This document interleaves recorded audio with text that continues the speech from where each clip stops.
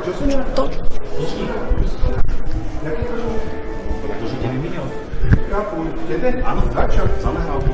Za jakú? Za vulgarizmy. Ty tupec. Treba niekomu niečo pripomínať? Ty tupec.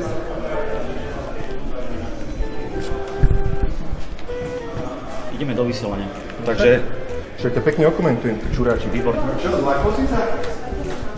Modré ponožkičky máš. Vypadni! Poď preč! Nechajte to! Nechytaj to! Je to náš majetok, choď preč! Kaliňák, mafián! Kaliňák! Chod do prdele, zlodej! Som si mal doniesť asi ďalší mikrofón kvôli zlodejovi, lebo viem, že je zlodej! Nechytaj ma! Chod do prdele, Kaliňák, ti hovorím! Chod do prdele! Kaliňák, choď!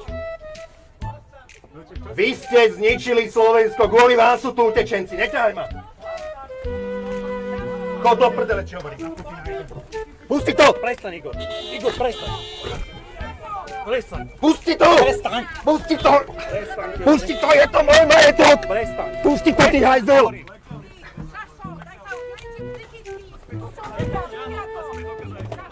Vlastnú mater, vlastné mater, Ty si padni, robil čo to? zločinca, ty Au! bastard!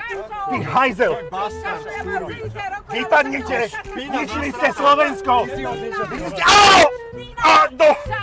Hajzli špinavý! Hajzli špinavý! Pane! Chod sa aj preč. Na začiatok si dovolím teda rečnícku otázku, že kde je páchateľ, kde je pán predseda Národnej rady Andrej Danko. Ako si sa hanbí za svoje dielo, keď sa tu v podstate už druhý deň nechce ukázať a príde iba v čase hlasovania. A asi to už na budúce bude zakázané, ale teraz to poviem, prípadá mi ako skunk, ktorý príde, zasmradí a zdrhne. Krútenie hadov pred kamerami a v skutočnosti už iba ideme presne podľa scenáru, ktorý bol dohodnutý v nedeľu na úrade vlády. Samozrejme, nesnažil som sa robiť protikampaň tým pravicovým stranám pred voľbami, ale hovoril som, že ak som si mohol vybrať, určite by som si nevyberal ani pána Bugára, ktorý sa 27 rokov prestravováva vlastne v tom parlamente a snaží sa prestravovať do dôchodku, ale takisto ani Procházku, lebo jednoducho mal som pochybnosti o tých charakteroch. Aj premiéra. Vy disponujete podľa toho, čo ste povedali, informáciou, že Maroš Prosman bol odvolacím orgánom niekde v colnej správe. No tak to je. To nemáte odkiaľ zistiť. Jedine s tým, že vám to pošlu zo Sumračnej. Ja som hovoril o inštitúcii, ja som nehovoril o ňom, Nie, že on povedali o tom ste, že bol konkrétne... orgánom, Nie. že niekde na Ale že odvolanie. on Ja o si tom môžem zistiť a konkrétne bude veľmi zaujímavé, ak Maroš Prosman naozaj bol odvolacím orgánom na colnej správe a dnes vy ste tu prezradili niečo, čo nemáte odkiaľ zistiť. Bol v inštitúcii, Ale ktorá zistíme bola si, ja odvolacím dnes orgánom. ešte zavolám Marošovi Prosmanovi, možno zajtra Dobre, ráno, aby bude som to ho nerušil. zaujímavé. Dúfam, že nás budete Jasne, informovať. samozrejme. My sme presvedčení o tom, že 35 krát, tak ako teraz v skúšobnej prevádzke, sa to dá robiť za štvrtinovú cenu. Len zlodeji v Smere si povedia, že potrebujú aj na s prepáčením posratej kompe ukradnúť 50 miliónov. A toto ste celí vy. Toto je váš sociálny štát. Ukradnúť na jednej posratej kompe 50 miliónov eur. Chcel som iba reagovať na toho pána tam z kraja, ktorý hovoril o tom, že ak výrazne znížil nezamestnanosť na Slovensku. Toto je dôkaz, to je porovnanie s krajinami našimi okolitými, s Poľskom, Českom, Maďarskom. Na Slovensku za vlády Roberta Fica, presne za obdobie vlády Roberta Fica, to nehovorí Matovič, to hovorí Eurostat, klesla nezamestnanosť najmenej zo všetkých okolitých krajín. Toto je výsledok vlády Roberta Fica. Prišla ku mne, opýtala sa, donesla mi tam noviny a článok, teda, ktorý som písal teda cez víkend do schránok. A ukázala mi ho teda, že či som to písal ja, že keď som podpísal, ja som to písal ja. A že teda, že či ona je pre mňa Ančou. A že keď som napísal, tak asi áno. Puk, a už aj to bolo. Normálne vám dala facku, hej? No, takú peknú, takú A vy spagrovku. ste ako reagovali na to? Tak prekvapený som bol, samozrejme. Pán poslanec Bublavý, nevykrikuj. Povedal si teraz, že koľko som tu, koľko tu sa dávam ja. Keď predkladám návrh zákona, tak to považujem za svoju povinnosť a som tu. Ja som vyzval Roberta Fica, neviem, kde to mám. Prečo ste sa toho Vyzval som Roberta Fica, že mu dám 121 miliónov, o ktorých hovorí teda, že som si dovolil takú nehorálnosť, previesť 121 miliónov na svoj osobný účet. Každý, kto predáva firmu, si tie peniaze na vlastný účet. Čo teraz chcel odo mňa Fico? Aby som to prevedol na Kaliňákov účet? Alebo na Ficov účet? Nikto nie je taký hlúpy, aby si predaj z vlastnej firmy posielal na nejaký cudzí účet. Takisto pán Danko hovorí, že štruktúry nemáme a štruktúry sú zárukou kvality kandidátky. A ja by som tu teda chcel ukázať kvalitu kandidátky.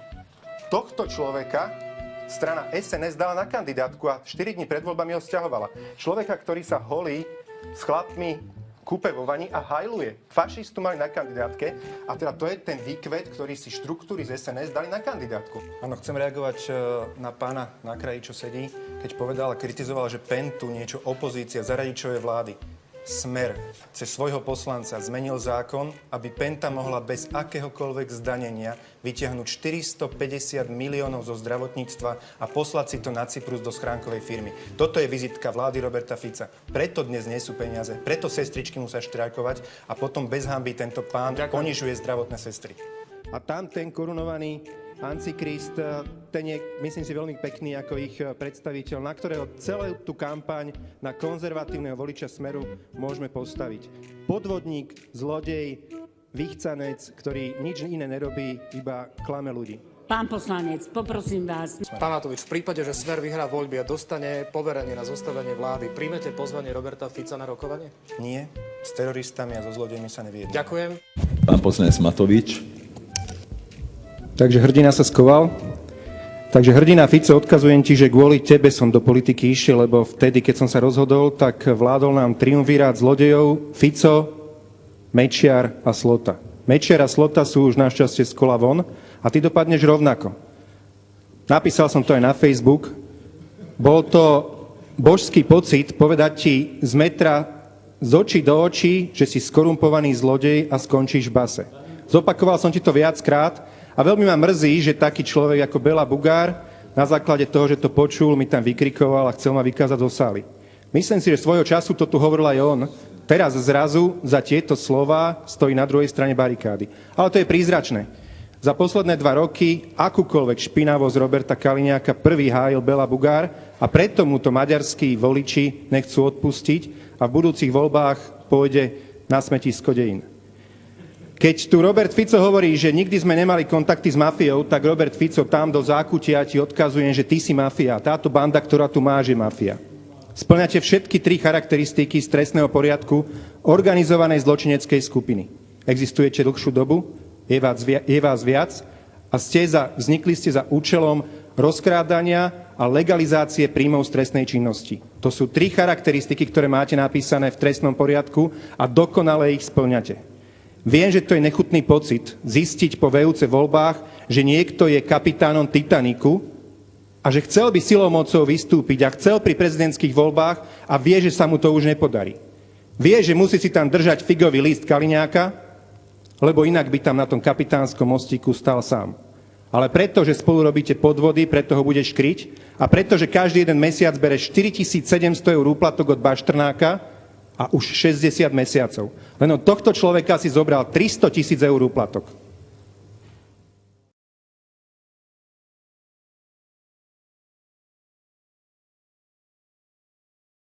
Aj európske pravidlá. Chápete, on sa ani nepokúsil, lebo jemu sú tie životy a zdravie ľudí ukradnuté, už to musím povedať, chápete? Ale to snad nie, pán premiér. To není, že to snad nie. Ako môže minister hospodárstva povedať oficiálne na vláde, a na čo my tu chceme znižovať krivku pozitívnych prípadov, však to potom znova narastie. Okay. Jemu to je ukradnuté, chápete to? No dobre, no a nie... Ja sa na to nemôžem sa na to pozerať. Môže zmeniť zákon, aby nakúpil testy za 2 dní, aby sme zachránili životy ľudí, tisícky životov ľudí. A on robí 7 týždňov, nakupuje testy, to sme normálni? V takejto kritickej situácii, to sme naozaj normálni? Čo to je dôkaz? Že on kašle na tých ľudí, pre neho sú to čísla. Lebo ušetríme, keď umrú starí a chorí ľudia. Ja sa už na to nemôžem pozerať. Je mi navracanie z toho. Prepáčte, že som vám pokazil reláciu. Je mi z toho navracanie a doplač. Tak vy ste predseda vlády, pán Matovič, no tak spýtam sa to teda ešte asi úplne jednoznačne na záver, pretože treba povedať, že to, čo sme sa rozprávali na začiatku relácie o tej prezidentke, tak Richard Sulík v tejto relácii súhlasil s tým výrokom prezidentky a s tým odporúčením, takisto smerom ku vám.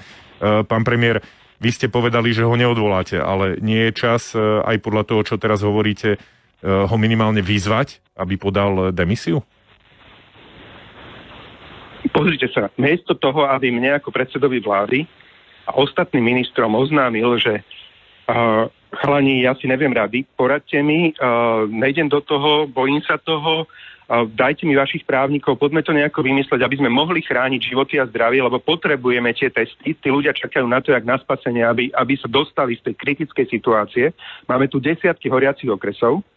A miesto toho my zavrieme ľudí, zničíme si ekonomiku, zničíme tie reštaurácie, lebo toto zničí tie reštaurácie. Miesto toho vám pošle správu do relácie a nedá to vedieť svojmu nadriadenému, nedá to vedieť svojim kolegom. Tak to nebola správa mne osobne, hej, aby sme